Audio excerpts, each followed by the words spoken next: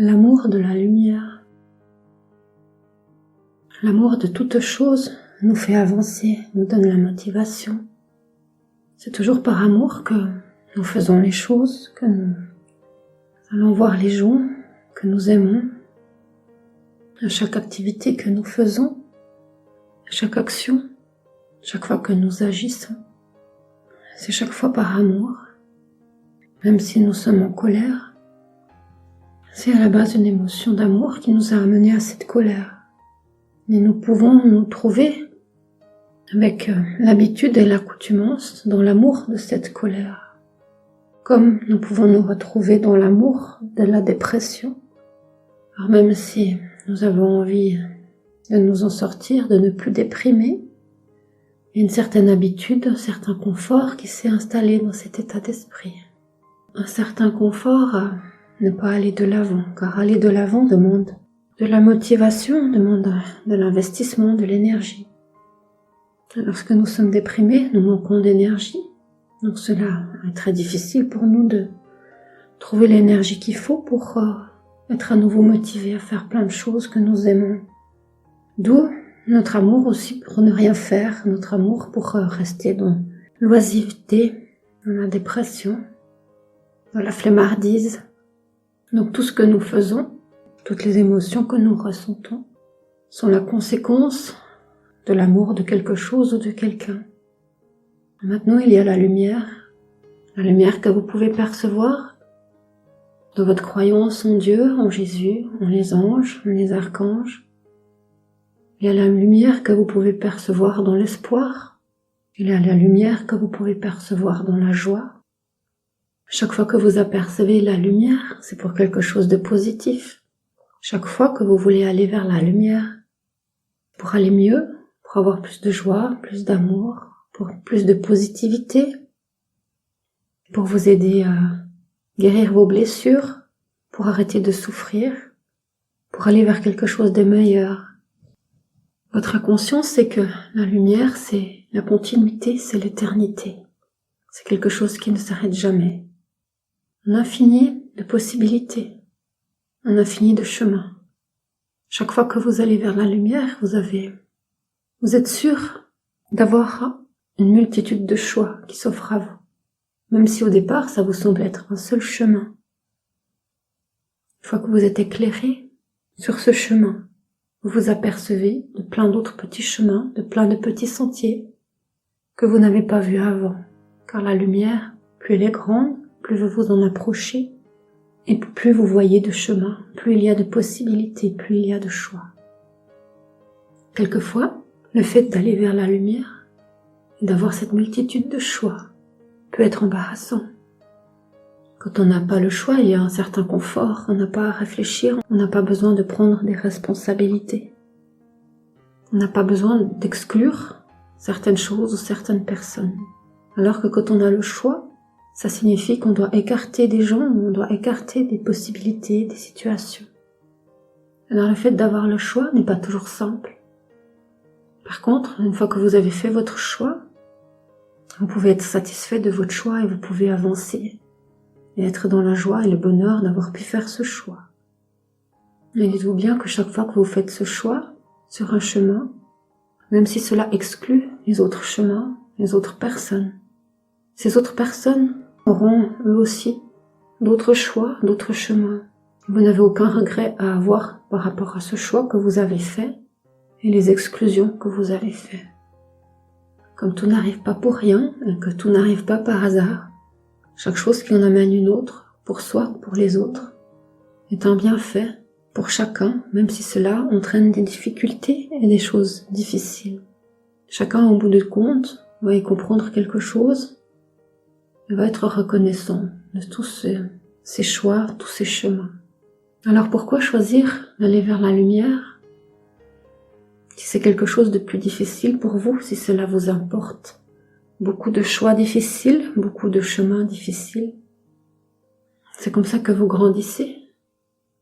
Et c'est avec les émotions que ça vous nourrit et que vous vous sentez vivant, que vous vous sentez être vous-même.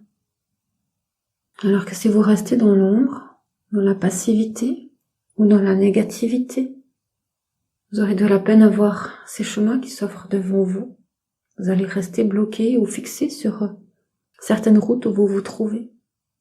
Il y aura peut-être peu de soleil, donc peu de fleurs, peu d'arbres, peu de possibilités. Et vous gagnez ce confort de ne pas avoir besoin de prendre des initiatives, de pas avoir besoin de tout changer autour de vous, de pas avoir besoin de prendre de responsabilités.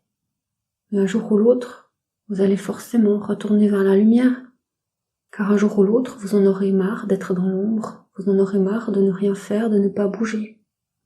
C'est juste une question de temps. Chacun prend son temps d'être un moment dans l'ombre ou d'être un moment vers la lumière. Si on enlève le temps linéaire qui est sur la Terre, cela nous laisse cet amas de possibilités d'aller vers la lumière, d'aller dans l'ombre, d'aller sur différents chemins. Et certaines personnes peuvent se retrouver des fois dans l'ombre pendant un temps indéfiniment long, jusqu'à ce qu'ils aient suffisamment de présence d'esprit pour essayer d'avancer plus loin. Ces gens qui sont dans l'ombre, ce n'est pas forcément de leur faute, car une fois dans l'ombre, comment voir les chemins qui sont autour de nous? Il faut vraiment lever la tête et regarder très loin au-dessus pour trouver un petit brin de lumière qui va éclairer un peu autour de nous pour qu'on puisse voir nos chemins. Et celui qui est déjà dans la lumière, comment peut-il voir encore plus de lumière pour avoir encore d'autres chemins?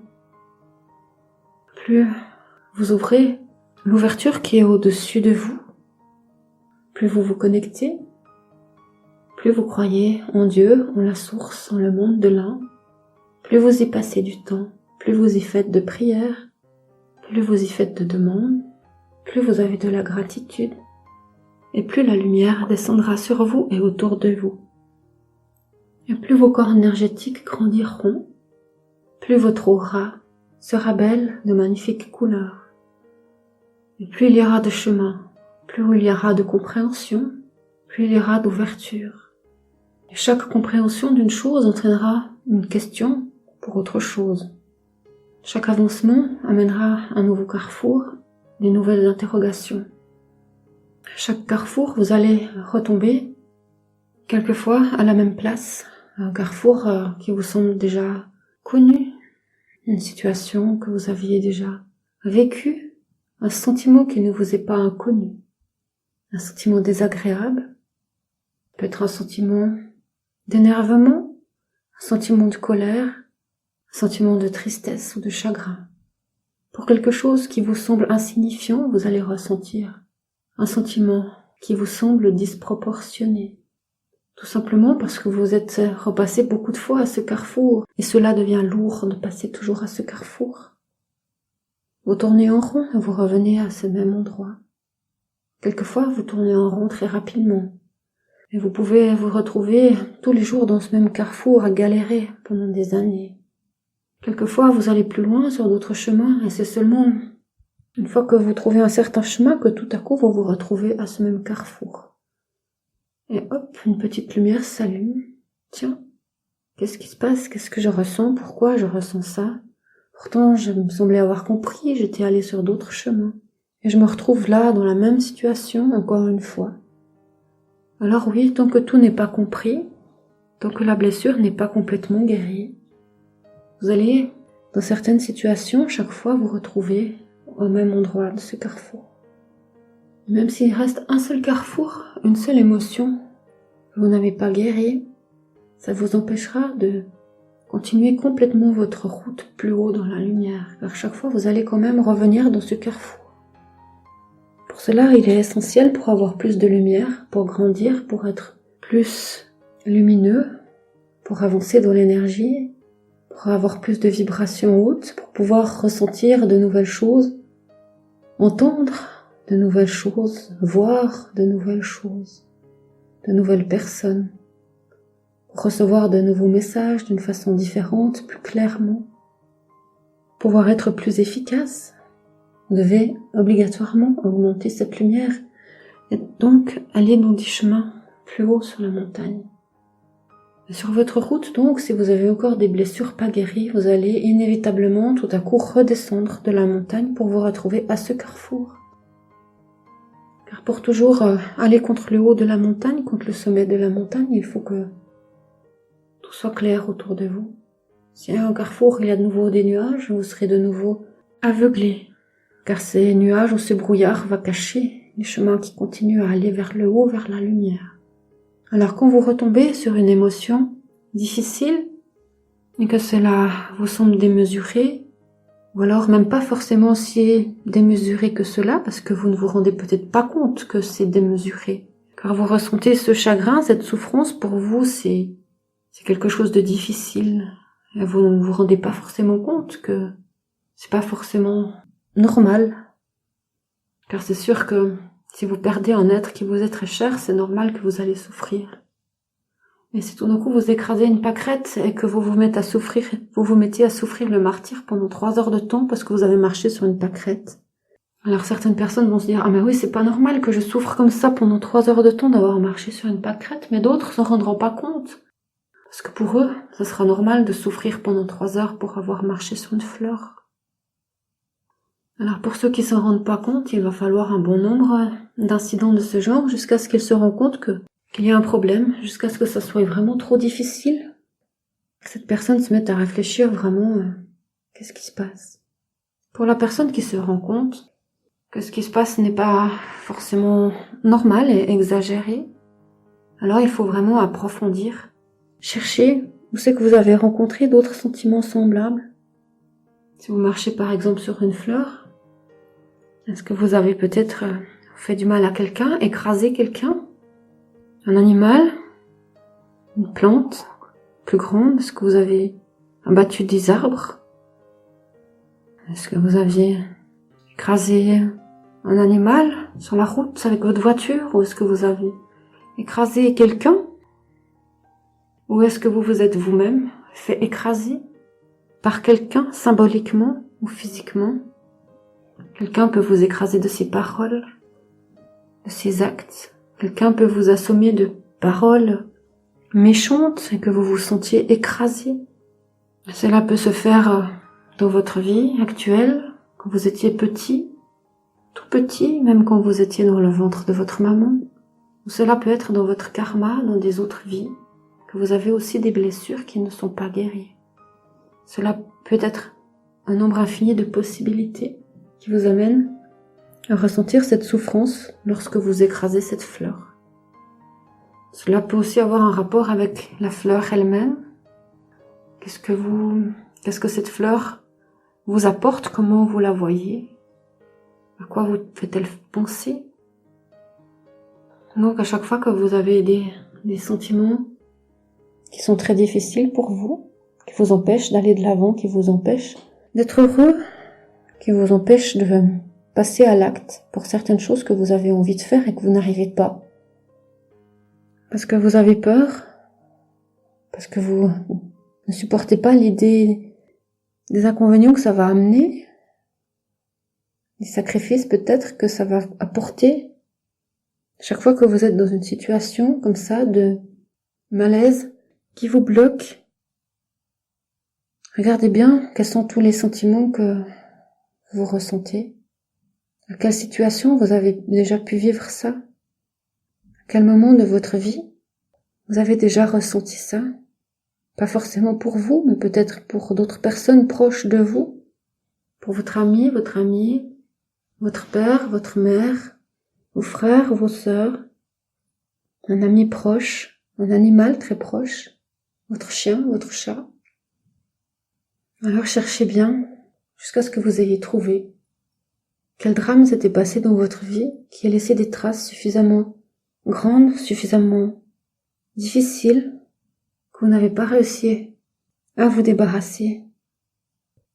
On ne peut pas se débarrasser de quelque chose qui s'est passé, mais on peut se débarrasser des ressentis difficiles qui nous accablent suite à ce drame.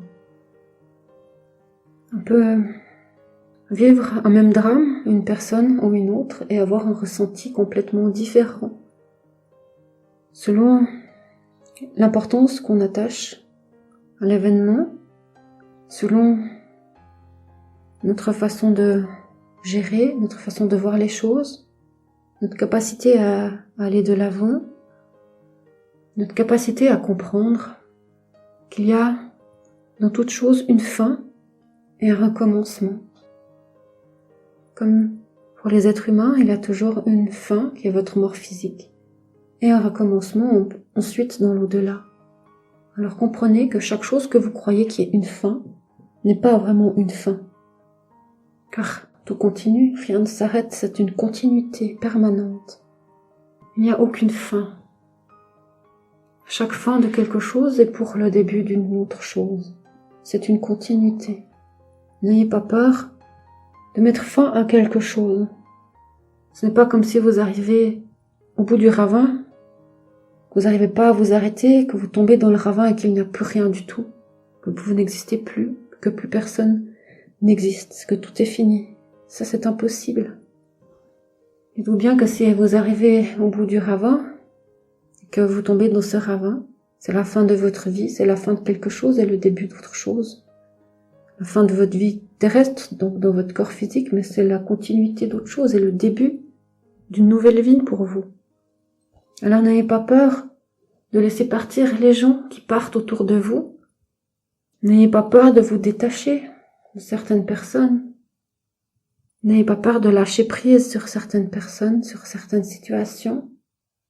Car comprenez que ce que vous imaginez être chaque fois la fin d'une chose, d'une vie, d'une façon de faire, d'un travail, d'une amitié, d'un amour, est chaque fois le début de quelque chose d'autre et qui est souvent encore plus merveilleux que l'autre.